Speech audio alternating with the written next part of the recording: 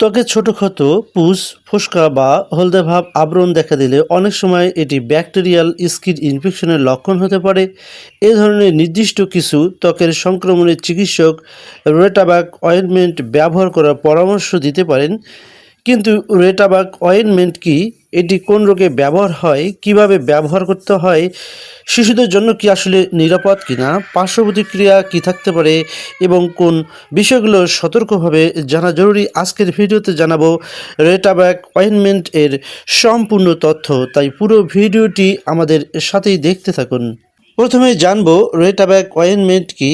রেটাবাক ointment এর generic নাম হলো রেটাপামুলিন 1%। এটি একটি টপিক্যাল অ্যান্টিবায়োটিক, অর্থাৎ ত্বকের ওপর লাগানোর জন্য ব্যবহৃত অ্যান্টিবায়োটিক মলম। রেটাপামুলিন ব্যাকটেরিয়াল প্রোটিন তৈরি করার প্রক্রিয়াকে বাধা সৃষ্টি করে এবং এর মাধ্যমে নির্দিষ্ট কিছু ব্যাকটেরিয়ার বৃদ্ধি কমতে সাহায্য করে। এবারে জানবো রেটাবাক অয়েনমেন্ট কী কাজে ব্যবহার করা হয়। রেটাবাক অয়েনমেন্ট সাধারণত কিছু ব্যাকটেরিয়াজনিত ত্বকের সংক্রমণ দূর করার জন্য ব্যবহার করা হতে পারে, যেমন ইমপেটিগো, এবং কিছু নির্দিষ্ট ব্যাকটেরিয়াল স্কিন ইনফেকশন এবং ত্বকে ব্যাকটেরিয়ার কারণে হওয়া নির্দিষ্ট সংক্রমণ দূর করার জন্য।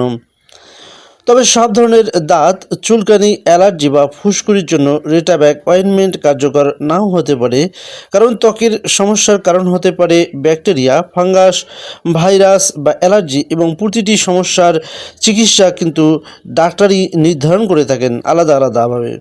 রেটাবাক অয়েনমেন্টটি উৎপাদন করেছে বাংলাদেশের অন্যতম একটি ওষুধ প্রস্তুতকারক কোম্পানি স্কয়ার ফার্মাসিউটিক্যাল লিমিটেড, এবং প্রতিটা অয়েনমেন্টের দাম হচ্ছে 200 টাকা করে।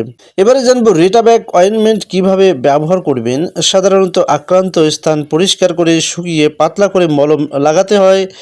রেটাপামুলিন 1% সাধারণত দিনে 2 বার 5 দিন ব্যবহারের নির্দেশনা দেওয়া রয়েছে।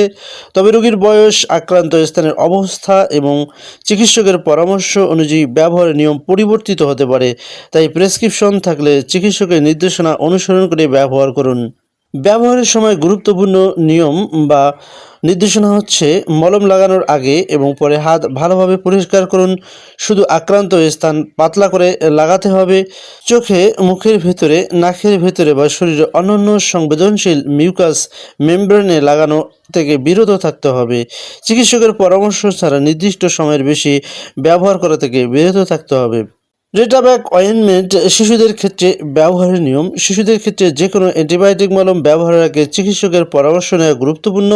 বিশেষ করে খুব ছোট শিশুদের ক্ষেত্রে নিজের সিদ্ধান্তে ঔষধ ব্যবহার না করাই নিরাপদ।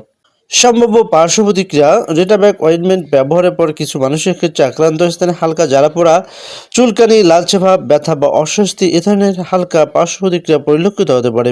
কখন রেটাবাক অয়েনমেন্ট ব্যবহার করা উচিত নয়? যদি আপনার ত্বকের সমস্যা ফাঙ্গাল ইনফেকশন বা ভাইরাসের কারণে হয়ে থাকে, তাহলে রেটাবাক সবসময় কার্যকর নাও হতে পারে। তাই শুধুমাত্র দেখে বা অনুমান করে যে কোনো ত্বকের সমস্যা অ্যান্টিবায়োটিক মলম ব্যবহার করা উচিত নয়। অবশ্যই ডাক্তারের পরামর্শ নিয়ে ডাক্তারকে স্কিন দেখিয়ে তারপরে এই অয়েনমেন্টটি ব্যবহার করতে হবে। গর্ভাবস্থা এবং বুকের দুধ খাওয়ানোর সময় এই অয়েনমেন্টটির ব্যবহারের ক্ষেত্রে নিয়ম।